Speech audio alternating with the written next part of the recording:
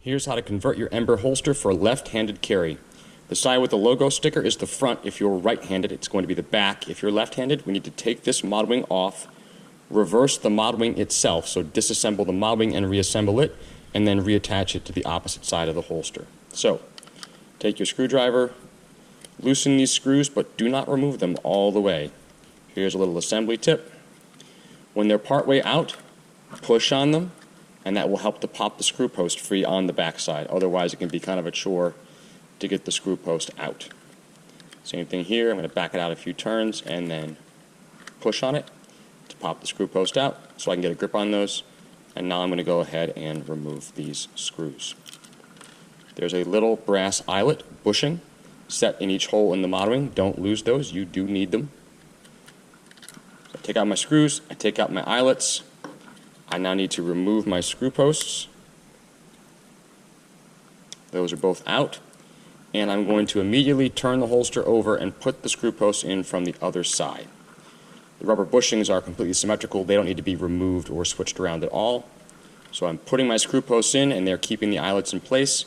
Now this is my left-handed front face and I need to reset my mod wing. So the mod wing is going to have to mount in this orientation. So I'm going to take the screw out that attaches the insert and then remove the nut from the back side.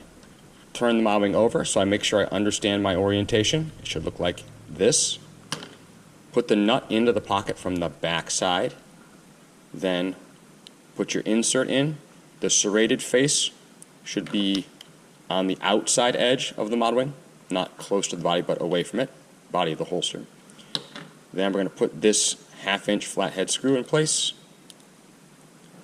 Snug it down.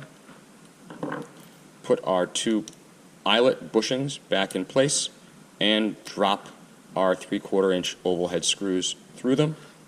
Then you'll line those up over your screw posts and rubber spacers and get each one started and then tighten them down. When we're adjusting retention on a holster, which you will need to readjust since you've removed all the screws and posts that are setting the retention, you want to keep your two rubber spacers evenly compressed. You can see here my front one is compressed more than my back one, or my bottom one's compressed more than my top one, depending on how you like to describe that. I want to keep them parallel.